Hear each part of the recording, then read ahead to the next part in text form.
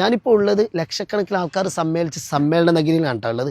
ഞാൻ ഇന്ന് വെറുതെ വന്നത്, വരുന്ന വഴിക്കൊക്കെ റോഡ് ഭാഗമെല്ലാം നല്ല നീറ്റായിട്ട് കാണുന്നുണ്ട്. അപ്പം ഞാനിന്നൊരു ഗ്രൗണ്ടിലേക്ക് വന്നു നോക്കി. മാഷാ അല്ലാ, ഇന്നലെ ലക്ഷക്കണക്കിന് ആൾക്കാർ സംഗമിച്ച ഈ സംഗമഭൂമിയാണ്. കാരണം നിങ്ങളെല്ലാവരും വീഡിയോസിൽ കണ്ടവരാണ്. കാരണം ഗൾഫിലായാലും എല്ലാ പ്രവാസികളൊക്കെ കണ്ടതാണ്. ജനസാഗരമായിരുന്നു ഇവിടെ അല്ലേ.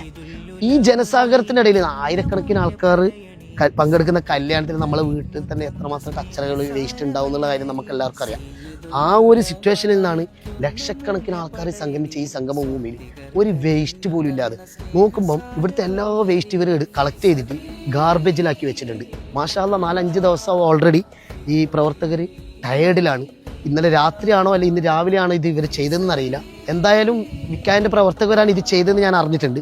മാഷാ അല്ലാ, അവർക്ക് ബിഗ് സല്യൂട്ട്. കാരണം അവർ ആത്മാർത്ഥമായിട്ട് വർക്ക് ചെയ്ത്. കാരണം ഒരു പരിപാടി കഴിഞ്ഞാൽ പൊതുവേ നമുക്കെല്ലാവർക്കും അറിയാലോ, പരിപാടി കഴിഞ്ഞാൽ പിന്നെ നമ്മളെല്ലാവരും എണിച്ച് പോക്കാണ്. പക്ഷെ ഇവരങ്ങനെയല്ല, വൃത്തിയാക്കി നീറ്റ് ആക്കിയിട്ടാണ് ഇവർ പോയത്. നമുക്കൊന്ന് കാണാം സംഭവം.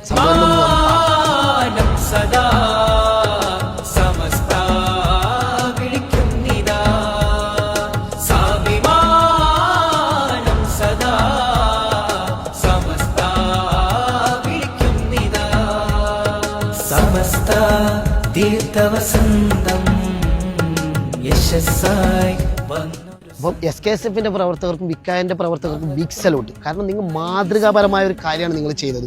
ഇതെല്ലാവർക്കും പ്രചോദനമാവട്ടെ.